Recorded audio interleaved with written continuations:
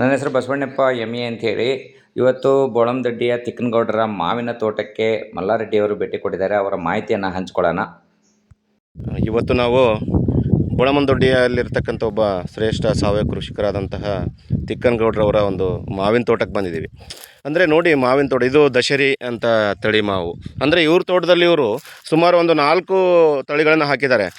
ಬೆನೇಶನ್ ಹಾಕಿದ್ದಾರೆ, ಆಮೇಲೆ ನೆಕ್ಸ್ಟು ಹಿಮಾಯತ್ ಹಾಕಿದ್ದಾರೆ, ದಶರಿ ಇದೆ, ಆಮೇಲೆ ಈ ಸ್ಥಳೀಯವಾಗಿ ಸಿಗ್ತಕ್ಕಂಥ ಕೆಲವೊಂದು ತಳಿಗಳು ಕೂಡ ಅವ್ರ ಹತ್ರ ಇದ್ದಾವೆ. ಅಂದರೆ ಅವರ ತೋಟದ ಒಂದು ವಿಶೇಷತೆ ಏನಂದರೆ, ಅವರು ಯಾವುದೇ ಒಂದು ಕೀಟನಾಶಕಗಳನ್ನು ಕೂಡ ಹಾಕಲ್ಲ, ಯಾವುದೇ ಒಂದು ರಸಗೊಬ್ಬರಗಳನ್ನು ಕೂಡ ಹಾಕಲ್ಲ. ಅವರು ಏನಂದರೆ ಸಾವಯವ ಕೃಷಿಯಲ್ಲೇ ಮಾಡ್ತಾರೆ. ಅವರೇ ಒಂದು ಸ್ವಂತ ತಾವು ತಯಾರಿಸ್ತಕ್ಕಂಥ ಜೀವಾಮೃತ ಹಾಕ್ತಾರೆ. ಆಮೇಲೆ ಏನು ಮಾಡ್ತಾರೆ ಅಂದರೆ, ಅವರು ಎರೆಹುಳ ಗೊಬ್ಬರ ಮತ್ತು ತಿಪ್ಪೆ ಗೊಬ್ಬರನೂ ಕೂಡ ಹಾಕಿ ಅವರು ತೋಟವನ್ನು ಸುಮಾರು ಒಂದು 10 ವರ್ಷದಿಂದ ವಿಷಮುಕ್ತ ತೋಟವನ್ನು ಮಾಡಿದ್ದಾರೆ. ಅಂದರೆ ಇದರಿಂದ ಏನಾಗುತ್ತೆ ಅಂದರೆ, ತಿನ್ನುವ ಆಹಾರ ಯಾವಾಗಲೂ ಉತ್ತಮವಾಗಿರಬೇಕು, ಅಂದರೆ ಕೂಡ ನಮಗೆ ಆರೋಗ್ಯ ಕಾಪಾಡ್ಕೊಳ್ಳೋಕ್ಕೆ ಸಾಧ್ಯ. ಆಮೇಲೆ ಮಣ್ಣಿನ ಆರೋಗ್ಯ ಕೂಡ ಭಾಳ ಇಂಪಾರ್ಟೆಂಟು.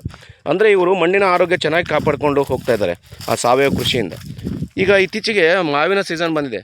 ಅದಕ್ಕೋಸ್ಕರ ದಯವಿಟ್ಟು ಎಲ್ಲರೂ ಏನು ಮಾಡ್ಬೋದು ಅಂದರೆ, ಸಾಮಾನ್ಯವಾಗಿ ಸಿಟಿ ಹತ್ರ ಯಾವುದಾದ್ರೂ ಒಂದು ತೋಟ ಇತ್ತಂದರೆ ತೋಟಕ್ಕೆ ನೀವು ಮಕ್ಕಳನ್ನ ಕರ್ಕೊಂಡು ಹೋಗಿ ಆ ತೋಟದಲ್ಲೇ ನೇರವಾಗಿ ರೈತರಿಂದ ಹಣ್ಣುಗಳನ್ನು ಖರೀದಿ ಮಾಡಿಕೊಂಡು ನೀವೇ ಸ್ವತಃ ಭತ್ತದ ಹುಲ್ಲಿನಲ್ಲಿಟ್ಟು ಆ ಹಣ್ಣುಗಳನ್ನು ಮಾಗಿಸೋದು, ಅಥವಾ ರೈತರೇ ಅವ್ರು ಏನು ಮಾಡಿರ್ತಾರೆ, ಕೆಲವೊಬ್ಬ ರೈತರು ನೈಸರ್ಗಿಕವಾಗಿ ಕೂಡ ಹಣ್ಣನ್ನು ಮಾಗಿಸಿರ್ತಾರೆ.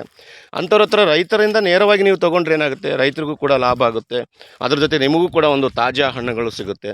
ಅದಕ್ಕೋಸ್ಕರ ಆದಷ್ಟು ಮಕ್ಕಳಿಗೆ ನಿಮ್ಮ ಸಿಟಿಯಲ್ಲಿರ್ತಕ್ಕಂಥ ಜನಗಳಾಗಲೂ ಕೂಡ ಸಿಟಿಯಲ್ಲಿ ಇರ್ತಕ್ಕಂಥ ಒಂದು ತೋಟಗಳಿಗೆ ಮಕ್ಕಳನ್ನ ಕೂಡ ಕರ್ಕೊಂಡೋಗಿ ಸಾವಯವ ಕೃಷಿಕರನ್ನ ನಾವು ಪ್ರೋತ್ಸಾಹಿಸಬೇಕಾಗಿದೆ. ಯಾಕಂದರೆ ಅವರು ಮುಂದಿನ ಒಂದು ದಿನಮಾನಗಳಲ್ಲಿ ನಮ್ಮ ಮಣ್ಣಿನ ಒಂದು ಫಲವತ್ತತೆಯನ್ನು ಹೆಚ್ಚಿಸಲು ಅವರು ಕೂಡ ಭಾಳ ಸಾಕಷ್ಟು ಶ್ರಮ ವಹಿಸ್ತಿದ್ದಾರೆ.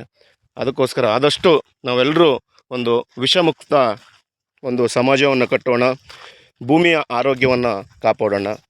ಎಲ್ಲರೂ ಆದಷ್ಟು ರೈತರಿಂದ ನೇರವಾಗಿ ಖರೀದಿಸಿ ರೈತರಿಗೆ ಪ್ರೋತ್ಸಾಹ ಬೇಕು. ನಮಸ್ಕಾರ.